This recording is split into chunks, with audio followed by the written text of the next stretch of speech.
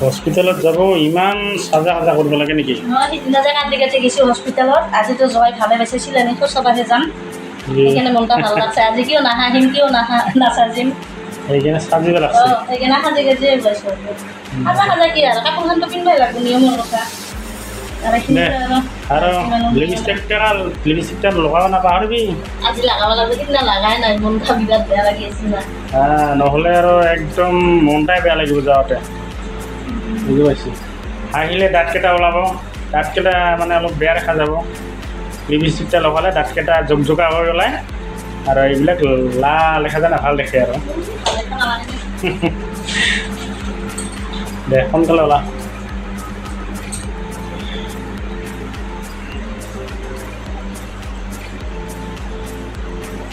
এতিয়া 1:30 বাজে আৰু আমি ওলাই আছোঁ।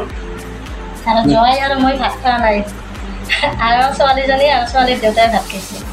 আমাক খাব লাগিব, আমাৰ ভোক লাগছে। জয় খোৱা নাই যে, ময়ো খোৱা নাই, বেয়া লাগে নহয় হেৰি কৰা, বুজিছেনে? অঁ ঠিকে আছে দে।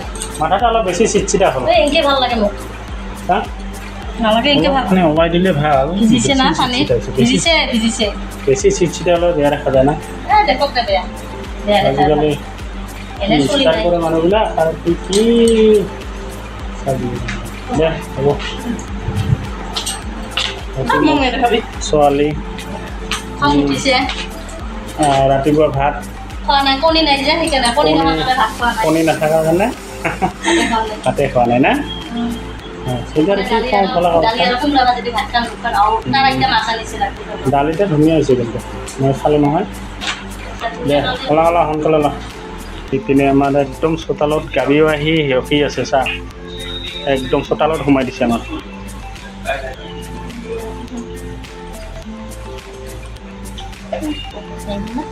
বেয়া নহয়, ঠিকেই আছেতো। হ'লেও আগতকৈ অলপ ভাল লগা নাই। আগত অলপ ধুনীয়া লাগিছিলে, আজি অলপ বেছি মানে ইমান এটা ধুনীয়া লগা নাই। নহয় ভাল লাগিব, মন ভাল থাকিলেহে দেহা কি মুখৰ আকৃতিটা ভাল লাগিব, মন বেয়া হ'লে চব বেয়া। দে সোনকালে ওলা। আৰু আজি 10 দিন হ'ল, তাকে এতিয়া 1:30 বাজে ওলাইছোঁ আমি যাবলৈ, আৰু পানী বটল লৈছোঁ, আৰু তাতে যাই কি দিলোঁ আপোনালোকক দেখুৱাই দিম। আপোনালোকে সকলো ভিডিঅ'টো চাই থাকিব দেই। কামৰ হৈছে বেছিকৈ পানীও বসছে আজি। বান্ধাই নাযাব। হ'ব দে, চটো হৈছে বাবাৰ হৈছে উঠা হ'ব। বাবা যা এপাত চিন্তা দিবি না।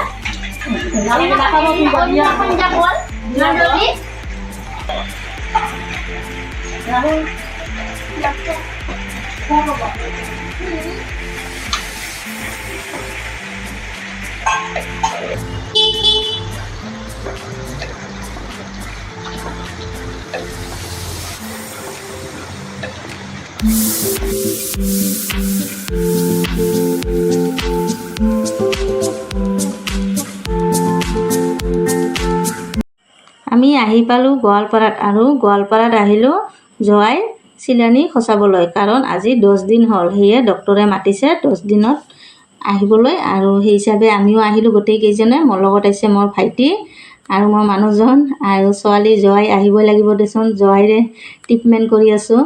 আৰু সেয়ে ডক্টৰে ধুনীয়াকৈ মাতিলে ৰুমত, আৰু ধুনীয়াকৈ ডক্টৰজনে জোৱাইক চালে, চাই কিনে আৰু কেইটামান টেবলেট লিখি দিলে।